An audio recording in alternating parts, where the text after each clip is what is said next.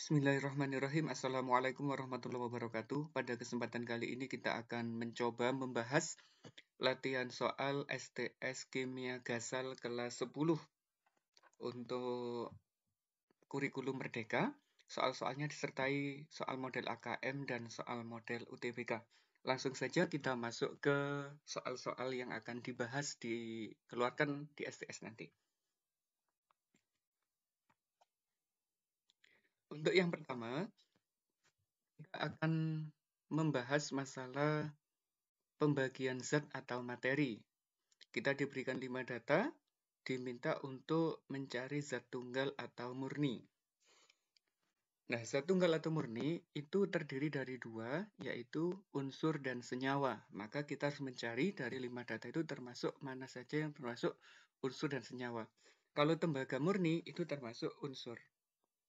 Kalau cairan infus itu sudah termasuk campuran, air suling itu air murni, bisa dikatakan sebagai senyawa murni. Kalau susu adalah campuran. Sehingga untuk zat tunggal atau murni bisa dijawab sebagai jawaban yang 1 dan 3. Yang kedua, kita akan diberikan 3 gambar. Ada gula ditambah air, ada susu tambah air, ada pasir ditambah air. Kita diminta untuk identifikasi mana yang termasuk larutan, suspensi, dan koloid. Ini sangat mudah. Kalau gula dan air dicampur, itu akan menghasilkan campuran yang sempurna. Campuran homogen, maka ini disebut sebagai larutan. Sedangkan susu ditambah air, itu sifatnya campurannya homogen yang tidak, heterogen yang tidak, ini disebut sebagai campuran koloid. Sedangkan pasir dan air jelas-jelas terlihat perbedaan antara zat telur dan pelarutnya, maka itu disebut sebagai suspensi.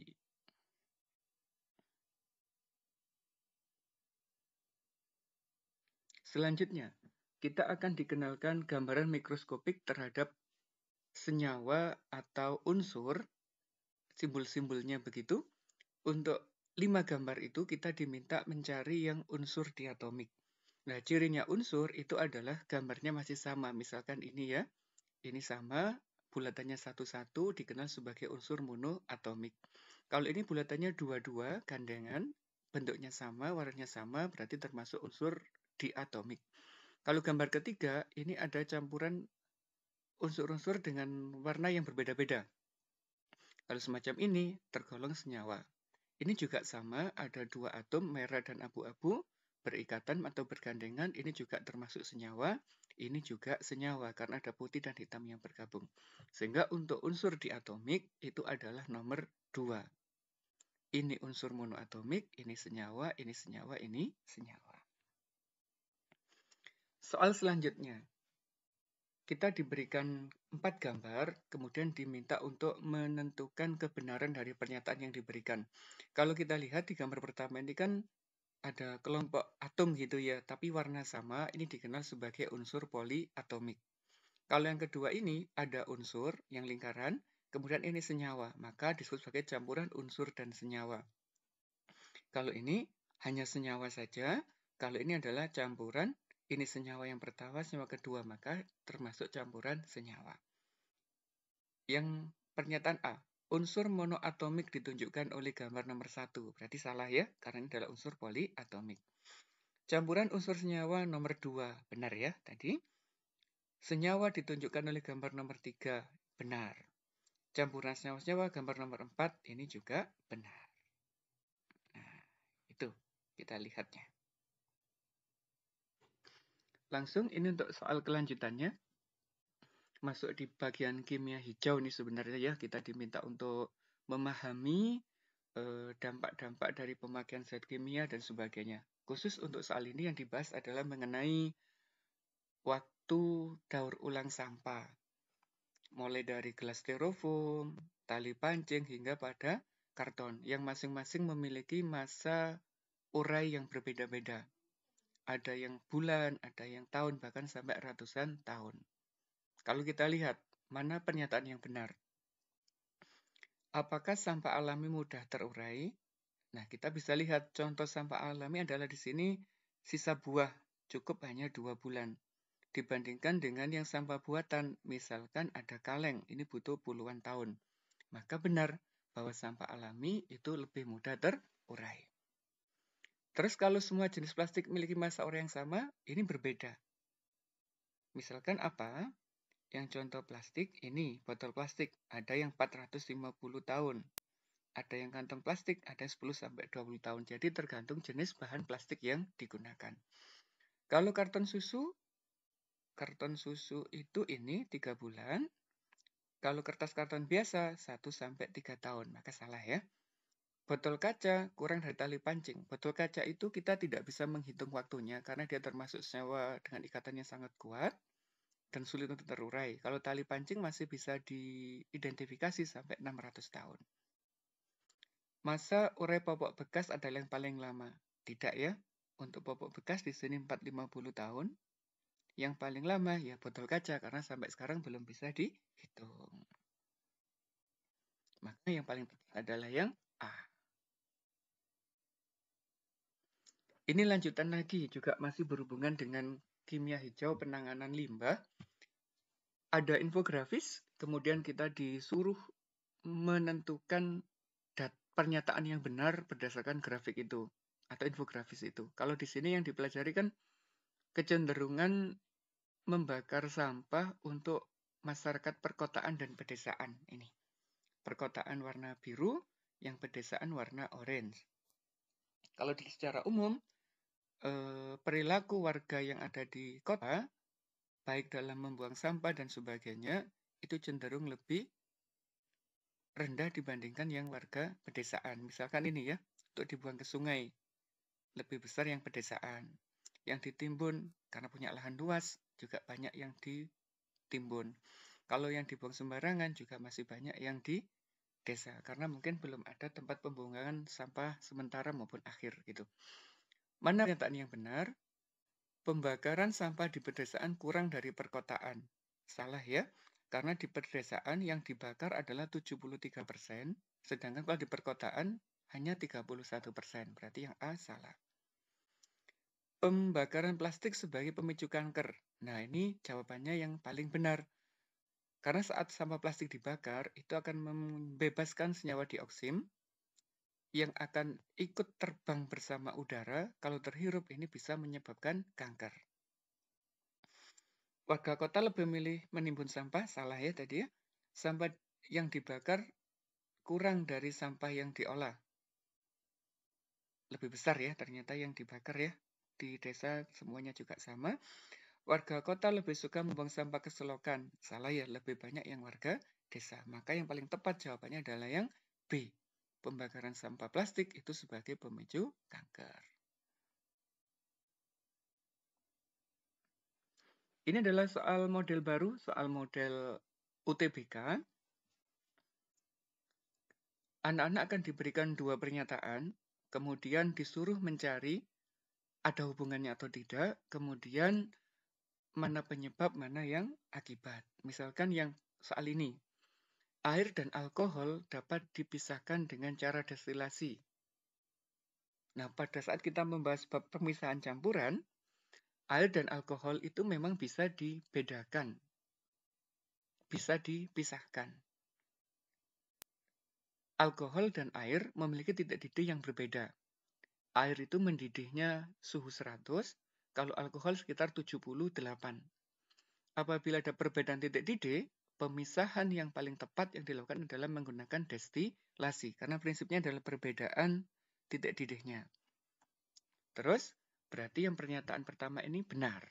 Titik didih alkohol kurang, ini tadi benar ya, alkohol 78, kalau air adalah 100. Maka kalau dilihat, mana yang penyebabnya, mana akibatnya, kita bisa mendeteksinya.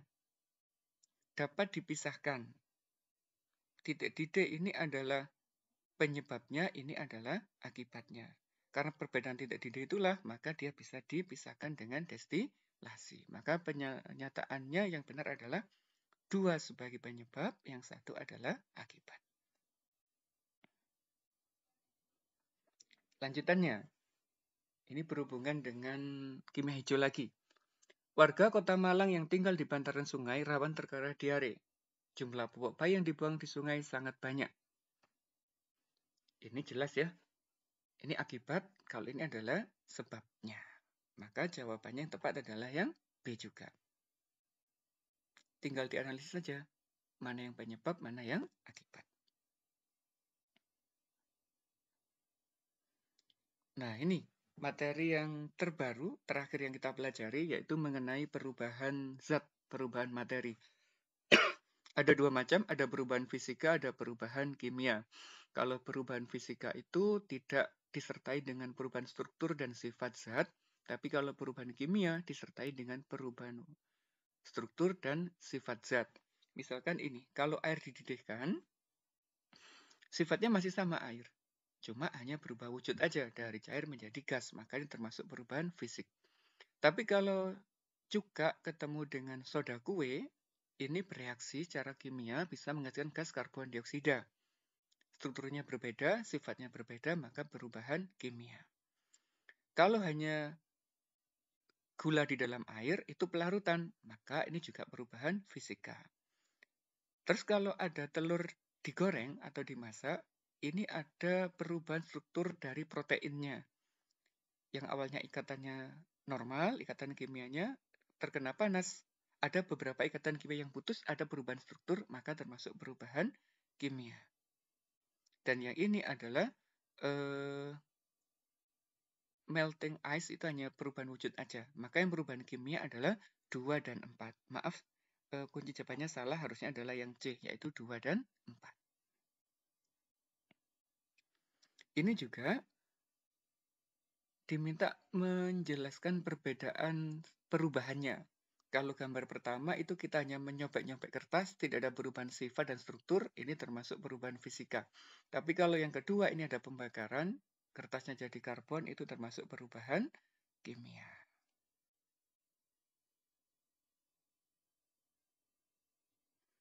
Ada infografis lagi, ini juga ada kaitannya dengan kimia hijau.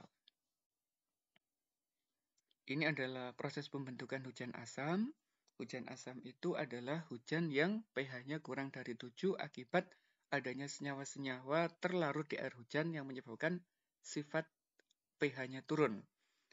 Nah, gas yang menyebabkan misalkan adalah belerang dioksida, SO2 karena bisa menjadi asam sulfat, dan NOx biasanya NO2, nitrogen dioksida yang bisa membentuk asam nitrat kalau dia ketemu dengan air. Nah, kalau ini masuk ke atmosfer, turun bersama air hujan, menyebabkan pH dari air hujannya akan kurang dari 7, dikenal sebagai hujan asam.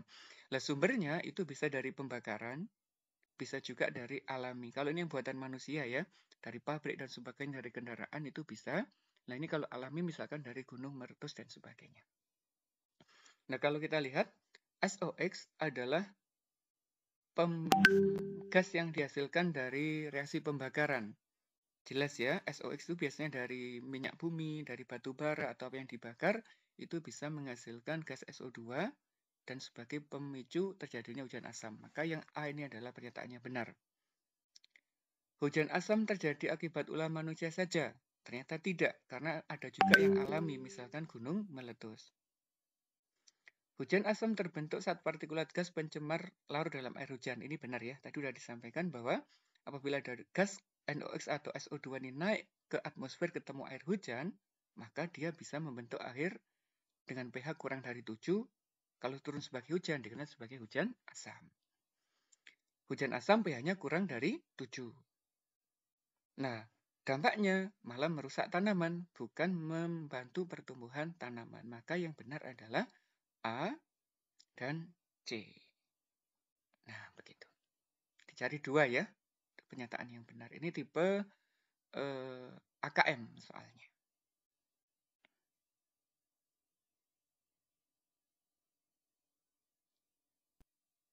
Ini juga terkait dengan pengelolaan lab. Anak-anak akan diberikan 4 gambar, kemudian diminta untuk menyebutkan fungsi dan nama alatnya. Gambar pertama ini sangat familiar, ini adalah tabung reaksi. Biasa digunakan untuk mereaksikan zat kimia dalam jumlah yang sedikit. Bisa berupa cairan, bisa berupa padatan untuk pemanasan dan sebagainya. Gitu ya. Kalau yang kedua, ini disebut sebagai gelas ukur karena ada ukuran volumenya.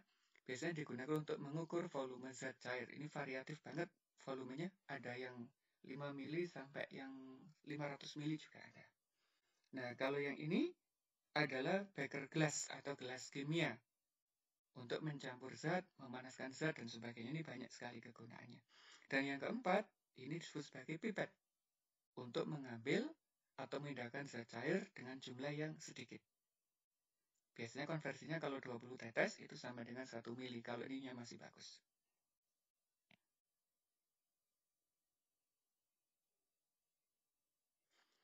Ini sekarang. Pencemaran lingkungan dapat terjadi di mana saja, termasuk lingkungan sekolah. Ini berarti masih berhubungan dengan kimia hijau ya. Sebutkan usaha yang dapat dilakukan untuk mencegah pencemaran lingkungan di sekolah. Nah, ini jawabannya sangat relatif, tergantung kreativitas anak-anak. Semakin banyak jawabannya, berarti nanti juga semakin banyak pemahaman yang anak-anak dapatkan. Misalnya saja ini, membuang sampah pada tempatnya, mengurangi sampah plastik, memilah sampah, dan sebagainya. Itu adalah usaha-usaha yang bisa dilakukan untuk mengurangi pencemaran di lingkungan sekolah. Nah, demikian untuk latihan soal STS. Semoga bermanfaat dan bisa di-share ke teman-teman yang lain. Terima kasih. Assalamualaikum warahmatullahi wabarakatuh.